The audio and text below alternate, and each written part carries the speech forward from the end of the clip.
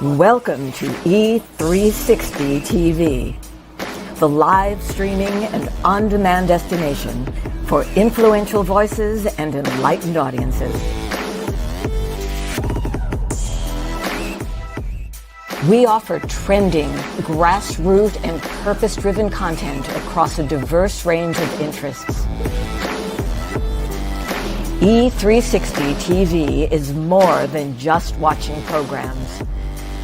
We offer the ability to interact with live shows connecting audiences to real, authentic influencers and storytellers while streaming to millions of devices.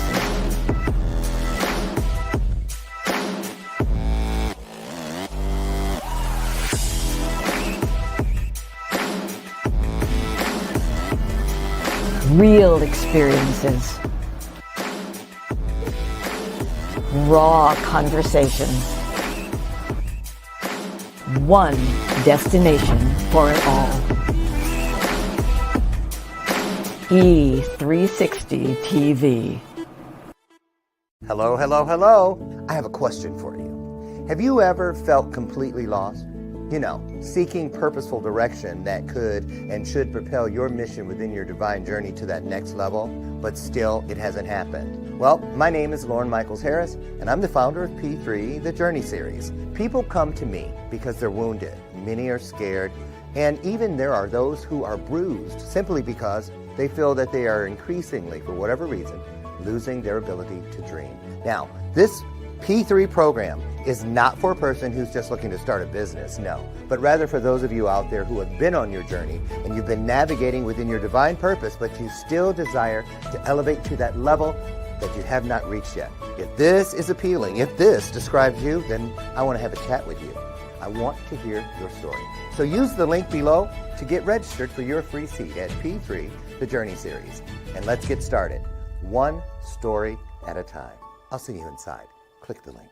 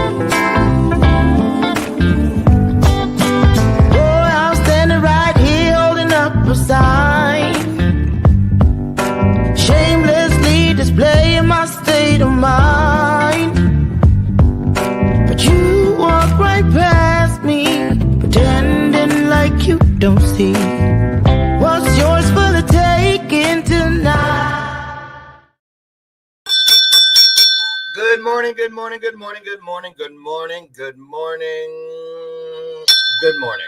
Hey, how you doing? Welcome to today's installment of Bathrobe Moments. I'm your host, Dr. Lauren, and you know, I believe in transparency, so I'm just going to put it on out there. I have no idea what day it is.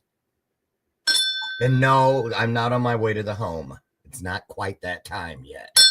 I don't know what day it is because we're recording this in advance because, I explained, remember back in the day when I tried to pretend like it was, I didn't want you to know. And I was like trying to remember, okay, remember it's not Sunday. Okay. I told you I can't do it. My ADHD, I just cannot do it. So anyway, I explained, and I'm just reminding you that when this happens, it's because either a guest is way on the other side of the world and sorry. This is pre-record breakfast. I shouldn't have tried to do that. These are dry ass, yes, I said it, rye crisp bread crumbs because I'm on that diet thing still. And just because I'm pre-recording doesn't mean I can't. And I'm used to eating on the show. I have my breakfast here, but it's really like after 11 a.m.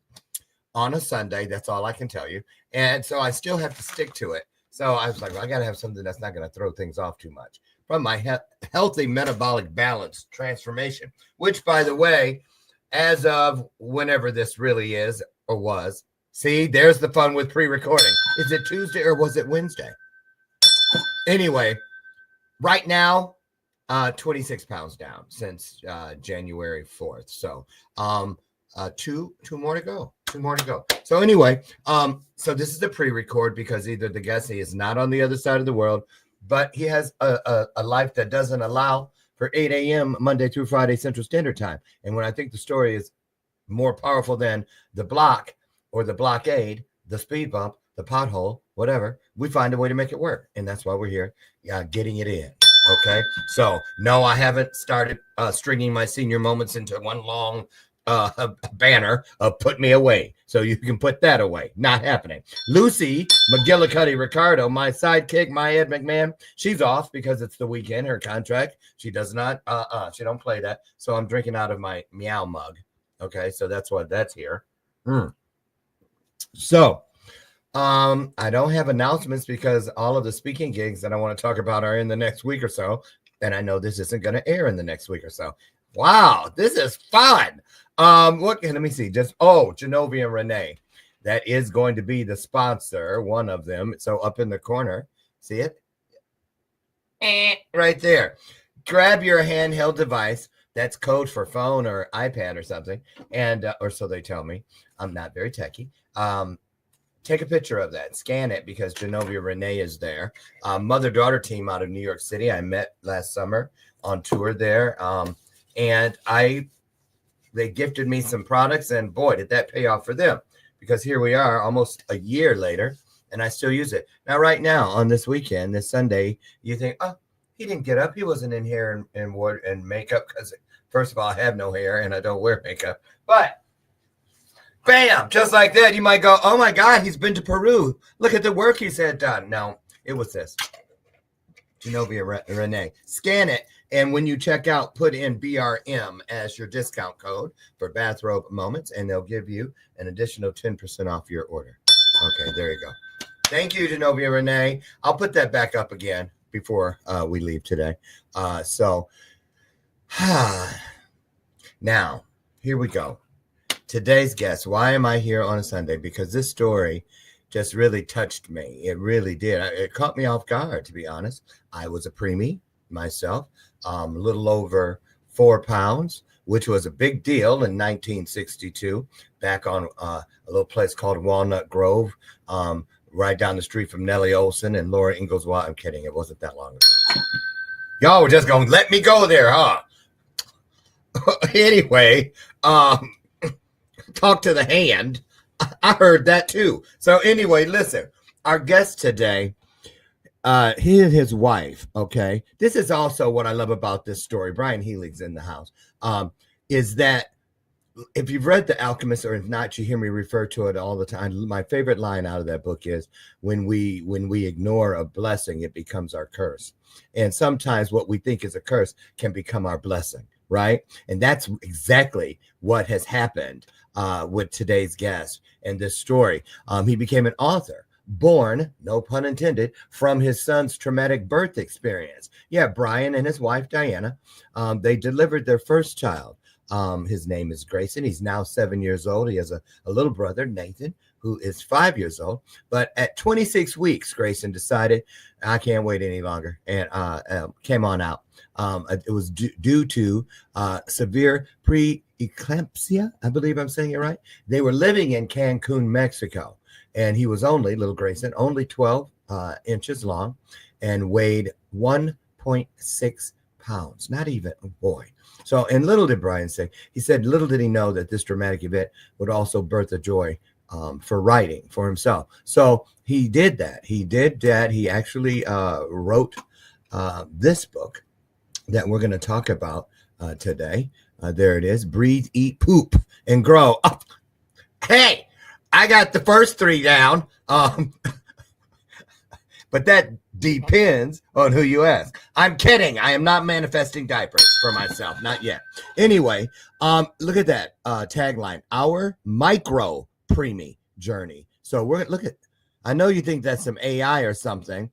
And it's not. Wait, is that a pair of eyeglass? What is that laying across there for scale? Wait a minute. Are we looking through a lens at his arm? No, okay. First of all, that finger, that adult finger, look at that hand, you guys. Look at that arm. Look at the detail. Just, okay. Caught me. I still can't stop looking at it. I still can't stop. So let's get into it. So Brian is here to talk about this entire journey.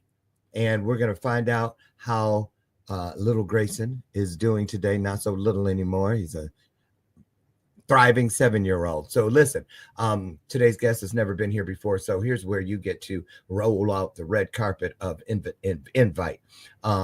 Put some hearts on the screen. That's how we do it. He's coming down the hallway on his way in right now. Here comes Brian Heilig.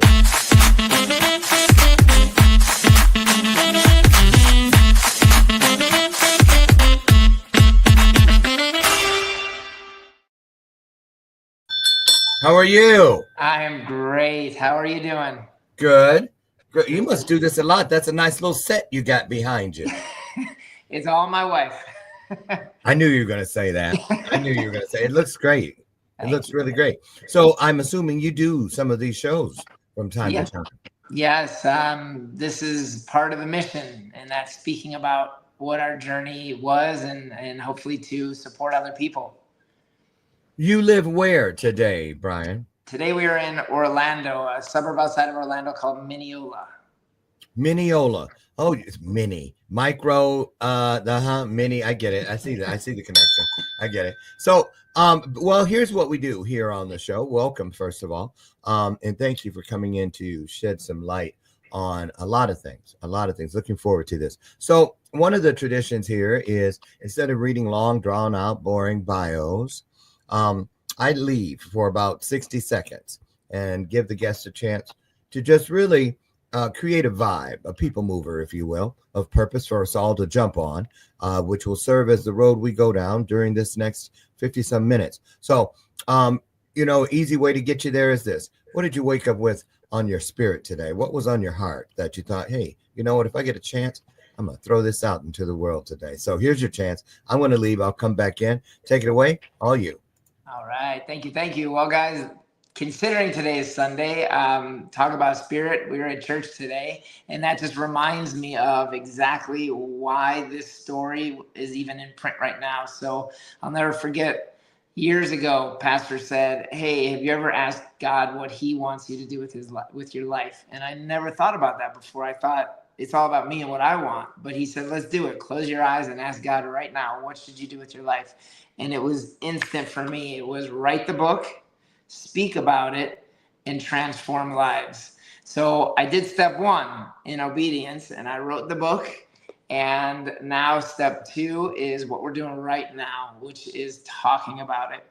The hopes is to inspire other people, especially families in the NICU, even more especially preemie parents, or even more specifically micro-preemie parents. But what this journey ended up doing after I finished writing was open up the doors for the whole world to find inspiration in your crazy journey that you're living on. So step 3 is to transform lives, and that's the hope today. Okay. All right. So thank you for that. Well, let's just get right to it. So there's the book. I'm gonna just head over here.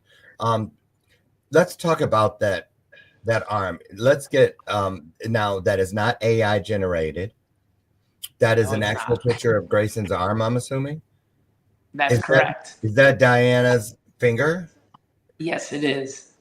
How old was he there? He was about 4, maybe 5 days old. And How I just yeah, did you hold him in your hand in the palm? Or you I couldn't could pick have. him up? Well, Yeah, I could have, but so what you're looking at when you kind of see that lens, if you will, what you called, yeah. um, listen, he was born in Mexico, and although the IVF experience in Mexico was much greater, better for us than in the States, and the doctor that we had was amazing, their NICU is like 30 years behind, or at least it was 7 years ago. So what you're looking at is him in an open bed with saran wrap. So that's saran wrap around the bed. And You he had a know, I three. kind of thought that at the top that looked like syrup. I said it can't be. Yeah, So it is. okay, go on. So saran wrap is he's under the saran wrap. Correct. So he's under the saran wrap. It was an amazing moment. I wrote about it in the book so you can get specific. Like you'll find out exactly how this picture came to be. But I snapped, I don't know, probably 50 pictures in that moment when Grayson reached up for his mom's finger.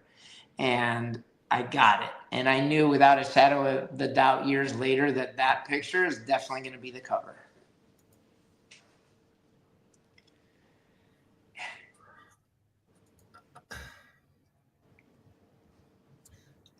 I don't even know what to say. Rarity. Um, get it in while you can because they don't come often. Yep. Wow. Yeah. That's just first of all,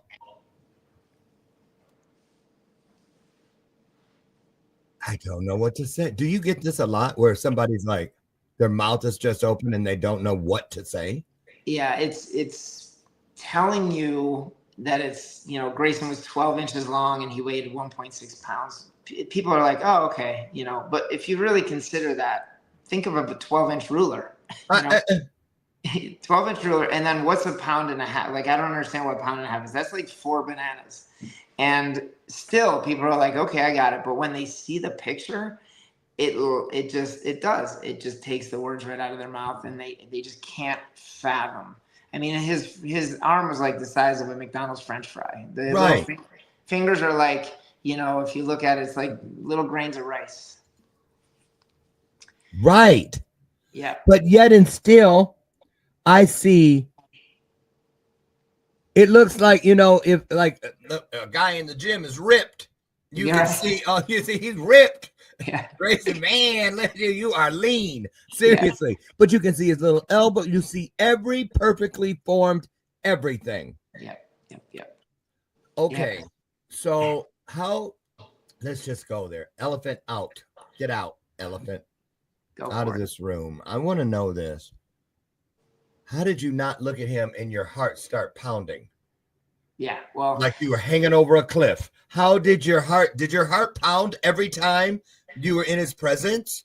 100%. Yeah, I mean, I'll never forget the first time I saw him. I mean, it's so hard to understand how small he was, and to like his skin was almost translucent, like transparent. You could see every single rib, everything. His little chest was like concave, like real sunken in. He didn't have any ear holes. Like I'm like, can he hear? Does it? Like I could not see any ear holes, and he just looked like a little tiny alien. And it was, just being transparent. I didn't even want to be there. I just like, what do I do? What do I say? I'm in Mexico. They don't speak English. I don't speak Spanish. So I'm feeling like everybody's talking about me, and I'm sitting there and alone because Diana could not see the baby for the first 4 or 5 days just because of what she was dealing with. So it was just, yeah, every time it took our breath away for sure. So many things my ADHD just like, wait a minute. I remember in seventh grade science, they said the only organ that is the same size your entire existence is your eyes. So I'm like, but how could his eyes be the same size then as they are now? Well, what you got to look at is, yes, he was born right at 26 weeks. He's supposed to be inside the womb, still developing to Oh, like because they're 39. still growing, right? Yes. And how many weeks is it? I know this sounds crazy, but I don't have kids. The normal gestation period is how many weeks? About 39. Wow. Yeah. And that's where I'm assuming a lot of it happens in that, because now they're at a certain. So what's the danger zone? Like they say, you know how they do rate your pain by looking at the. So what are the dangers? When you look on a sliding scale of 26 weeks, what color is it? That's pretty red. That's pretty red. Yeah. I mean, there are definitely children that were born or that are born every day earlier. I've heard the least I've ever heard was 23 weeks, maybe 22, but 23. But also what we want to look at here is Grayson was born in Mexico. The NICU is so far behind as far as technology goes. And so a true miracle is absolutely what we're looking at here, because the average at that time, the average expectancy for survival at 26 weeks in Mexico 7 years ago was like 10%. And in the States, it's like 90% because of the equipment that they have and the advances that they've been able to make. Well, you know, the first question that we're all thinking is, okay, you're American citizens. Why not just say, okay, let's pack up the saran wrap, Grayson, and let's head to the States? Yeah, so that thought never crossed our mind because, number one, we're living in Mexico. We never had a preemie, much less a micro-preemie. Don't know what a NICU is. So we thought we had a phenomenal doctor. So we're looking at him in this open bed, saran wrap with a heat lamp going, I guess that's normal. We don't know the difference. But it was through our social media when we went live and started telling people our story that we started getting NICU nurses from all over the world saying, hey, listen, he's not necessarily in the best position. Do they have an incubator? And then finally, even my cousin, who has decades of experience in the NICU, said, we might want to think about transporting him to the US. And it hit us like, how do we even do that? Is that possible? How do you move a 1.5 pound baby who's so amazingly fragile? And at the same note, we started researching and found out that it is very possible. And we did, after 21 days in Mexico, transport him to Miami, where he stayed in the NICU another 84 days. Yep. Okay. So do you think, how pivotal, Brian, I know I'm always creating my own words. It's my universe. You guys are only visiting. I told you that years ago. How pivotal was that decision, you think, in the big scheme of things? I truly believe that it saved his life. We were able to and understand part of the most difficult part of this journey, on top of everything that was happening, was that we don't speak the language. So the NICU doctor, Dr. Campos, who's amazing, a miracle doctor, saved and kept Grayson alive. He didn't speak English. So we never knew exactly what was going on. And it wasn't until we started connecting with the Miami hospital, where those doctors spoke Spanish and they got to speak to each other to make sure, okay, we're not moving him until he's stable, but the second that he's stable, then we got to make our move and go. And we finally ultimately asked the doctor in Mexico, is this the best choice for our baby? And he said, if you can make this move happen, it would be in his best interest, because there was times where we didn't think he was going to make it. So without even, oh my God, all these things are flying through my mind. First thing was, okay, the doctor doesn't speak English, but you guys live there, so I'm assuming you two speak at least a little Spanish. So what we're doing is working with U.S. and Canadians, so we did not need to learn Spanish. And obviously that's a big regret for us. But on top of everything else, we did get translators to come and help us. The problem is, yes, they can translate Spanish, but they don't even understand the medical part of it. When you're talking at this level of, medical type language, it would be like talking to a medical doctor here in the NICU. They're speaking their language. We can't even understand it in English. So for them to be able to understand and then try to translate that into English, our translators couldn't even help us.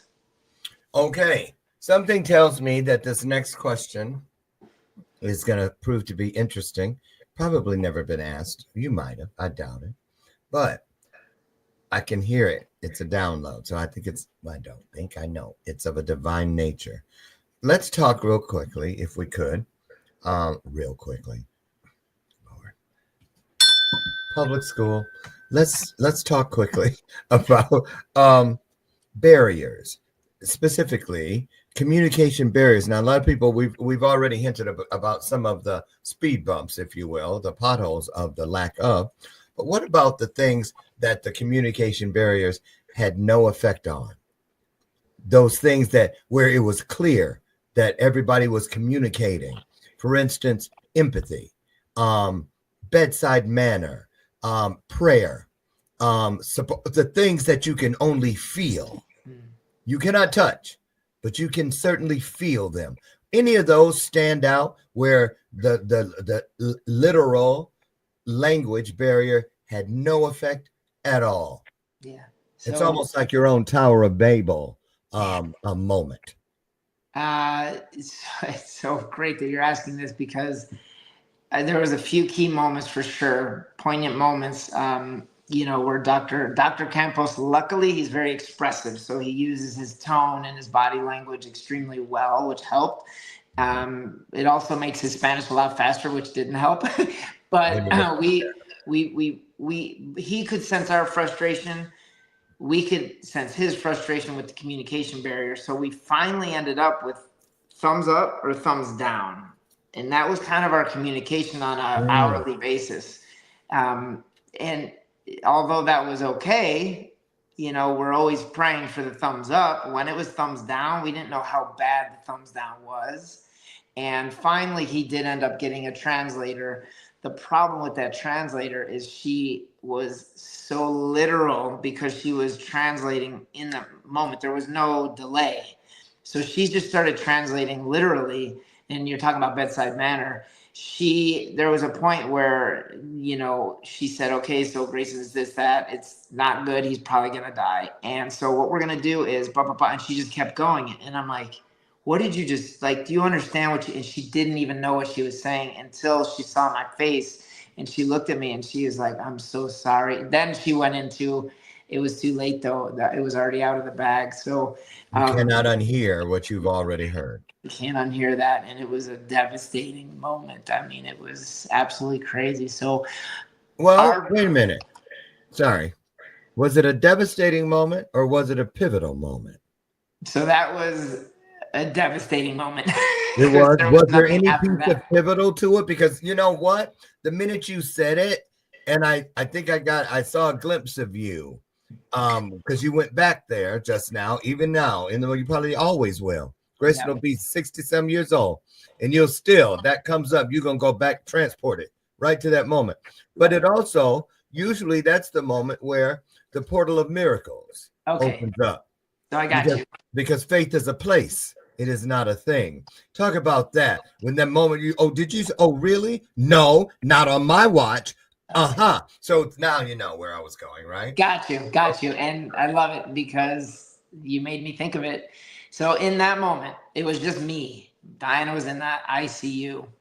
And so I got that information in the morning. It wasn't going to be till 5 p.m. where I could actually get into the ICU and tell Diana that she's probably not going to ever meet her boy. And when I got into the ICU, I told her, babe, here's what's happening. And she said this, and this is where it turned pivotal. She said, hey, it's up to God and Grayson. And I thought, holy cow. I just spent 8 hours completely freaking out about how her reaction was going to be about never seeing her son. And she just instantly ended it all with, it's up to God and Grayson. So there's your pivot. It's perfect. You know what else? You want to hear something else? I just love words. I love the way God shows words to me. It's just, I refer to it as everybody ought to have one moment. It's just that wonderful. But when you were just describing that, and I was told to leave, give him some space, because that's you're inside the extended healing opportunity. And those moments I've learned will always and should always feel exactly like it just did. Yeah. Because it means that it has not lost any of its essence. That moment right there is like the champagne bubbles of the champagne, because we're told to count it all joy. You see what I'm saying? So I think that was a big moment right there, you guys. And I'm so grateful that we were here for that. But listen, it's all right there in his name. When she said what she said, I was writing grace, and then the word grace, Grace, and then son. Grace on the son. There's grace extended. Grayson, Grayson, grace, and son. I mean, you see that, right? Has that come to, have you seen it like that before? I bet you have. Yeah, we see that. We do say that. We felt that before. You know, how crazy, because we had this name picked out for our first son for a decade, but before we had him. We always knew it was going to be Grayson, but wow, yeah, what grace and his son. Yes. Yeah. There's a lot of stuff going on in there. That's amazing. So, okay, you now, how long, you said 77, how many weeks? So he was born in 26 weeks. But how long till he came home? So it was 105 days in the NICU between Mexico and Miami. 105 days. And when he came home, he still looked like, he didn't look like the baby that, let's say Nathan. Yeah. When Nathan came home and when Grayson came home, you're looking at a potato as opposed to a sack of potatoes. You know what I'm saying? The size and stuff, right? So a baby boy, the average weight of a baby boy full term is like 7.6 ounces, 7 pounds, 6 ounces. When Grayson left the hospital after 105 days, he weighed maybe 5 pounds. Wow. So yeah, when Nathan was born, it was like a big baby to us, even though, he's huge. Yeah, he's huge. He's 7 times bigger than Grayson, Let's talk about the things of a lighter nature that I know we're interested. You're going to be glad I asked this. First of all, where do they get clothes for a micro-preemie? Yeah.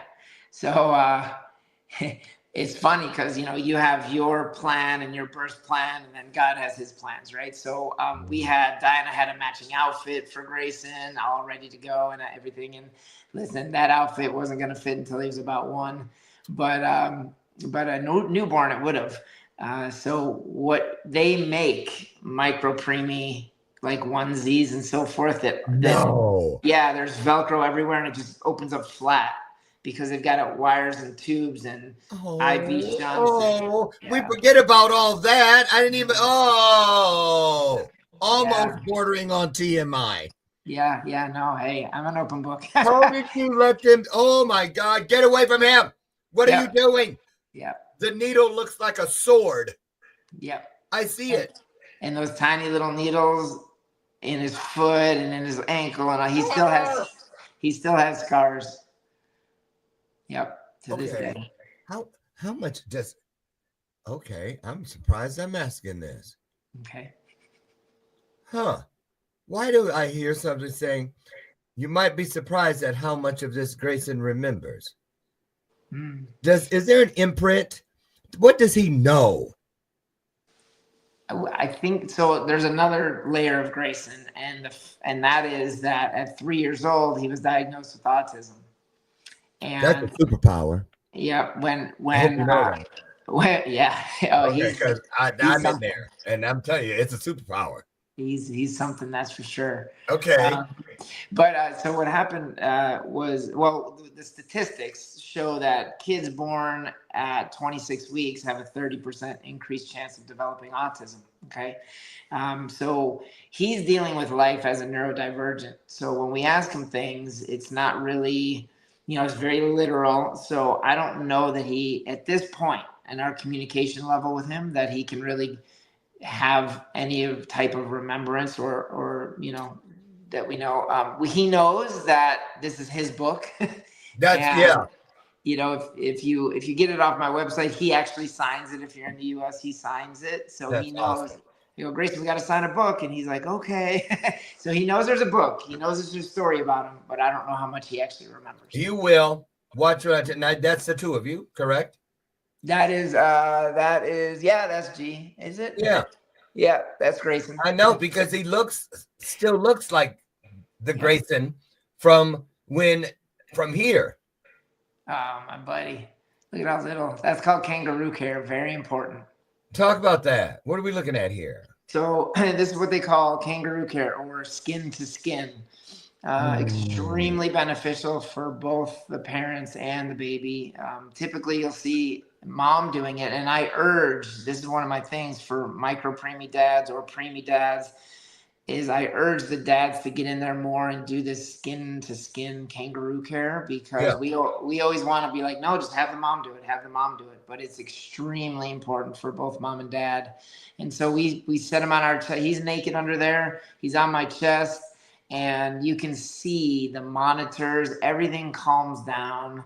He's, there's no beeps, no crazy alarms going on. And you stay there for as long as you possibly can. And the other thing is, I urge preemie parents, if the nurses are hesitant to do this and you want to do it as soon as possible, you keep asking a different nurse and a different nurse and a different nurse until they say, okay, there is going to be a veteran nurse that will do it for you. You just got to keep asking. Here comes a question coming in, and I'm told to leave this picture up. Okay. This is important. Talk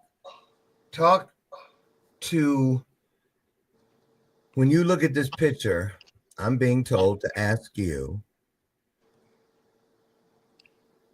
how does it feel when you look at this picture and you remember the meaning behind how important it is to mean a smile? For a smile to mean something, and not just a cursory or a placating type smile for the sake of others. That brave face, put on a happy face, that kind of thing. But this is you waited, you longed, they tell me. When I say they, I mean everything greater than me. That this is a moment, this kind of smile. Talk about the smile that we're looking at on both you and Diana's faces. How important is it when you look at it from that perspective? I think it just brings us back to extreme gratitude. The fact that we're even able to do that kangaroo care, right, was unfathomable in Mexico. Like, there's no way that could have happened until we got to Miami. And in this picture, he's probably a month old, maybe.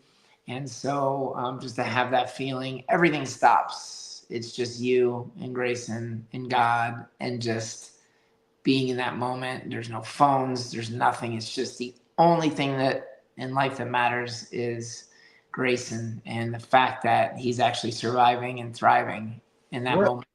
What has Grayson brought to the family dynamic that has amplified and changed and poured a whole new basement, if you will, to each to the family's faith, to the family's spiritual walk?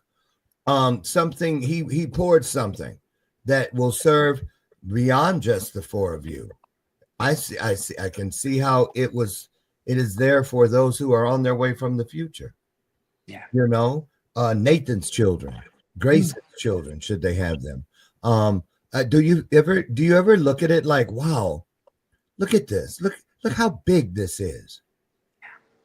So when Grayson was going through what he was going through, we were very public about it, and he had, I mean, people, when he was a pound and a half and listening to our story, you know, we've had people vocalize that their faith in humanity is restored, their faith in God is restored. You know, even to this day, we have people that say, when I'm going through a rough time, I just remember what Grayson went through, and if he can do it, I can do it. And so when in church, when I got that message to write the book, speak about it, and transform lives, it's way more than the book. It's way more than helping just NICU parents. I think this book, and if you look at the reviews, Amazon's AI comprises the reviews, and it says just that, like, people's faith in humanity is restored, people's faith in God is restored. So for us, That's powerful. For us, for sure. That's really powerful. Our story with Grayson created our connection with God. When you look, because they told me that we're going to talk about this too, that there's a special connection that you can already see growing between those boys. See, you know, I tell you, I know there's no way you could have known about Dr. Lauren's gifts, but you will. Because I love it. I love it when they whisper something and then I just wait for it to land in there, because I know they don't whisper stuff just because. And they say that, you know, that this connection, it's palpable. You can literally, you and your wife, you can see it growing between them, almost like they have their own way of communicating. Is what it sounds like. It's when Grayson was diagnosed with autism, our first thoughts were, because we're older, right? You have to get, like, Diana was pregnant with Grayson when we were 41, and so shortly after he was born, we were 42, and Nathan was definitely not expected. Definitely not. We like zero planning for Nathan. And Diana got pregnant naturally, where it took 2 rounds of IVF for Grayson. And our first thought when Grayson was diagnosed was, what is he going to, like, I don't know how severe this autism is. How is he going to survive without us? Because we're not going to be here for a large part of his life, you know? And so when Nathan came, it was then the prayers of, and that's why we named him Nathan, gift from God. We just said, you know, we continue to pray, please, Nathan, you're going to have to take care of Grayson, you know, and it's a lot. To have, just to have that, seeing them develop and grow together. Nathan has Grayson do things that Grayson would not do. It could be as simple as jumping off the couch onto the beanbag. Or all the time we hear Nathan's little voice say, come on, Grayson, come on, Grayson. And so he's leading him around. To this day, I don't know why I'm even saying this, but they weigh the same, even though they're 2 years apart. But Nathan is developing into this protector, and I know. See what I love about this? See, Brian, this is why when you have to show up on a Sunday, you get up and you show up on a Sunday, because divine timing is always the perfect everything. Answer, question. It just, and what I'm feeling today, I'm just so honored, is that I feel like a whole new batch of healing is being poured in on you today, because of this thing, especially this the piece. It's a validation that I'm feeling is happening, that yes, you are just seeing the very first sproutings of what that is going to turn into, and wait till you see the things they do and accomplish together in this world. It's not like shoestrings, they're telling me. Shoestrings, we've tied them, but then down the road, that same shoestring becomes untied. You tied 5 times. What is it with you? And then you finally do 2 knots. You don't have to worry about this coming apart because this isn't a shoestring connection. This is a seatbelt connection. How many times have you been driving down the road and the seatbelt just unclicked itself? That's not going to happen. Yeah. So the connection that is being forged here is going to do so. It is, let's put it this way. You can take this to the bank. They tell me that the connection between those 2 boys is greater than many lifetimes. So that means that whatever they do together is going to stay just the way they leave it here. See, God knows what he's doing. You see, there is never a mistake. This is what has to happen to keep this stuff interesting. This journey interesting. And I'll say this, one day I hope you can tell this to them, share this with them, but I know it to be true. Trauma. It's why I love myself some trauma. It is the very moment that God reaches out and he touches that person or those people and says, you have now been officially marked for greatness. Amen. You've been officially marked for greatness through this. I only create, I don't dangle carrots. I grow them. You see what I'm saying? Right. Yeah. I'm so excited. And I feel that this is going to become, this is already is, correction, retraction, that this is going to spread from a family dynamic. From a family dynamic. I'm just so excited for you all. Let me ask you. Yeah, I want to, this is different too. I was sent back to get this on my own. I saw when I came in today what was loaded for this recording. And I was directed when I was checking out your website. And then I first went to the one on the left where you can get the book, but then you have Amazon. And I was like, well, I just saw the book. So I went over there and I saw this, the back of the book. And I was told to upload it. So I'm being obedient. So you tell me, why do you think I heard from the sources that count the most that we need to be looking at the back of this book too? What is it? Because I haven't read it yet. But why would you think, oh, I know exactly why they said, give the back of the book its moment. Take that now and tell us what it means. Well, if I look at it, I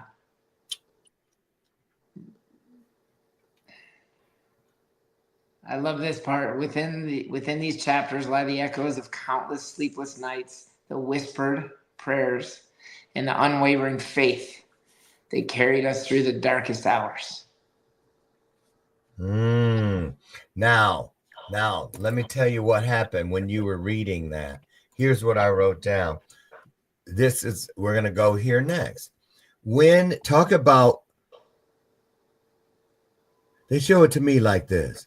You know how we open and close our blinds at night and then again in the morning and the sun's coming in, whatever, and how it can become something you do all the time. And you just know that when I open it, those bushes are going to be right there. That flower pot's going to be right there. I'm going to see Steve and Tess across the street. Their house is going to be right there. But then out of what feels like nowhere, you open it up and you see, and it's like when Dorothy opened the door to Oz, you see a different world. In other words, the question is, this was all said to set this up.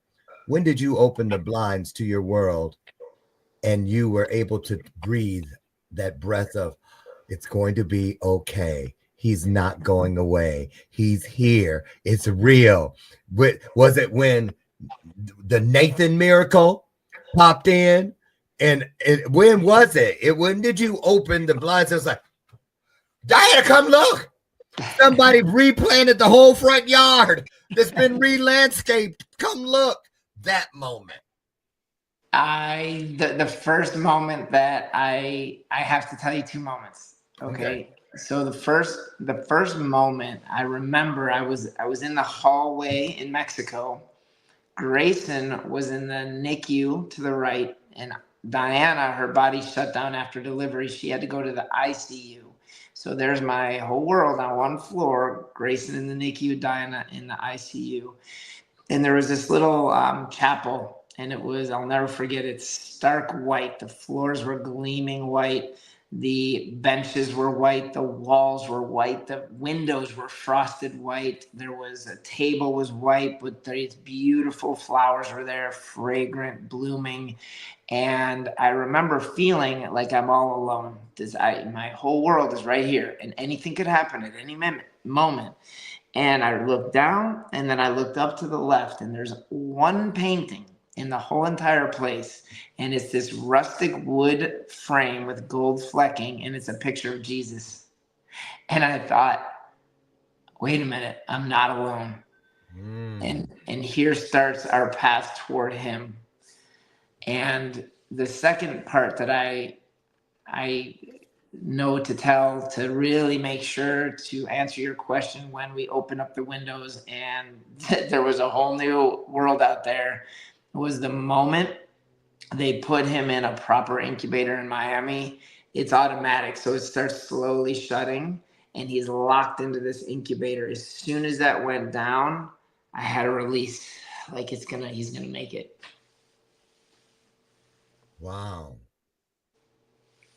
And the whole Diana thing. Yeah. So we had to deliver him to save her life. She developed a severe preeclampsia at like 25 and a half weeks. And so her blood pressure shot way up. Preeclampsia, your organs start shutting down. People die from that. Oh, for sure. Yeah, absolutely. And so they said her blood pressure was not coming down. So they have to deliver the baby to save her life. Well, as soon as Grayson got into the NICU, her body did start shutting down. Her organs were all swollen. Her brain, she had water in her lungs, the whole thing. Jeez. And they had to put her in the ICU. She was there for like 2 or 3 days until everything started, calming down. I gotta go here. And I'm looking at the time. Jeez, let me just say this, you guys. When you say you looked and you saw that picture provides the viewpoint, you guys. What it did through insight, all of those supernatural benefits kicked in. Because, see, he was within the eye of the storm, the calmest place you could ever hope to be. When everything around you is swirling, you think Dorothy and them up in the black and white part of the Wizard of Oz was something, when the farmhouse and all that stuff was flying around, that's nothing compared to what was flying around when he walked in that room where everything was white. Just amazing. Absolutely amazing. And now look. Here we are. You see what I mean? When it all starts to come together. Yep. When you start seeing how it was stitched into a tapestry that you wouldn't change, let's go out with that. Yeah. Tell people why. And how do I know this? Because I know purpose. Talk about why, if you could, you wouldn't change 1 second. Yeah. No, I mean, you want to, of course, but you wouldn't. Why? Why wouldn't you? Yeah. What do you know? What do you know? So when I do look back and start to try to tick and tie how everything went down, and you'll read it in the book, but there is no way any one of us could have figured out how to take this little boy and get him to the States the way that it happened, the way that it went down. But the most important thing, and this is also what I tell and I urge people to do, is I'm without a shadow of a doubt, I know that if I had God before this event, things would have been a lot smoother. And so I tell people all the time, get with God before you need him. You man. See, I didn't even know that. I didn't know. Okay. Yep. Listen, I got something for you. Of course, that's right. You can hang out backstage. I forgot it was Sunday. I was all up in this one, y'all. I'm going to just put it out there because I know you raise money for NICUs and incubators and just awareness, and having been a preemie myself. And when what I love about Grayson and where I relate with him is one thing I know that he and I have in common. Our journeys and our stories of what we will leave here and be known for began before we drew a breath. before either one of us formed a thought. And so many of us fall into this category. We just don't realize it. It was a part of a plan that extended more than just us and more than just our little bitty fraction of a lifetime. See, when you're marked for greatness, you're not destined for the beach. You're not destined for the water. You're destined for what lies beyond the horizon. And see, that's what I love about these kinds of stories. And on the screen, you guys, there is brianheilig.com. That's the website. You can go get the book there. I'm assuming the best way, I think, is I'm going to get mine from the left side so that the money can go to the book and also the work beyond the book. Thank you. Yeah. So I got that clear message, write the book, speak about it, transform lives. But I also, through this writing process, no questions asked, I knew that every single proceed has to go toward helping put proper incubators and NICU equipment into Mexican hospitals to save more babies' lives. So all the net proceeds are going to that. Perfect. And the organization that you guys have put something together. We are in that process right now. It's very different with trying to get to Mexico, and it's not just right. So you do what you got to do. We all know it. I mean, because I know when I went to Romania stuff, or you can't ship stuff to places because it'll never make it to the end user. All that kind of stuff. You got to grease palms. Y'all just trust me on this, right? I already know. So listen. I am going to put this one out there because you guys know how it is. Blessings, we don't hide under a bushel. No, we let them shine. So I'm going to tell you this. One of the things I love about owning Trajectory Television is that it allows me to provide opportunities for situations just like this that deserve all they can get to help get more to where they are serving and easing suffering in the world. So we're going to offer you a 90-minute television special, at least one. This can be an ongoing thing. You want to turn to an annual, you got it. But let's do a 90-minute. We have taken families off the street in 90 minutes. We have provided money for a vehicle down payment for an autistic student who didn't have one and didn't have any place to go when the breaks came along because he would have been homeless or was going to have to quit school. No, we can do a lot. The power of we is where it lives. And so we're going to offer you that. We'll talk about it after the show. And I'm just letting you know. Here come the most powerful words anyone could ever say to you, Brian, because everything we touch in this world started on one screen, and it is known as the imagination. So I'm telling you, painted a picture in here today. I see it. That's why I'm saying to you, I can see it. I can see what you're doing. I can see why you're doing it, how you're going to do it, and even more beyond that. Seriously, because I'm peeking through not these eyes, but the eyes that God provided me that allows me insight. You're doing great things. This is a miracle. Yes. Amen. And you got it and you jumped. See what I'm saying? Right.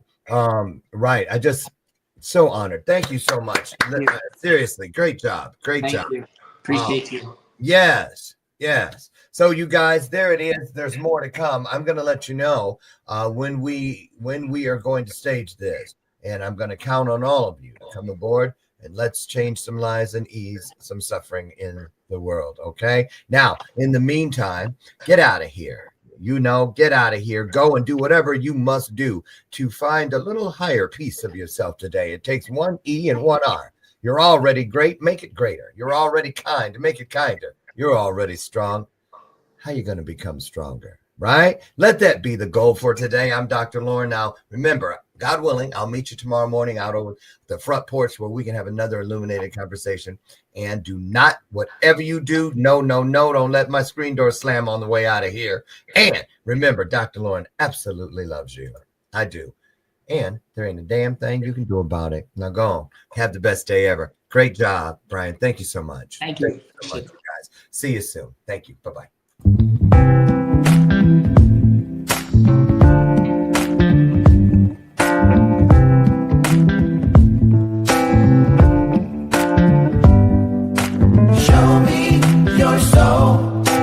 Baby, I'll show you mine. Show me your soul. Honey, it's way past time.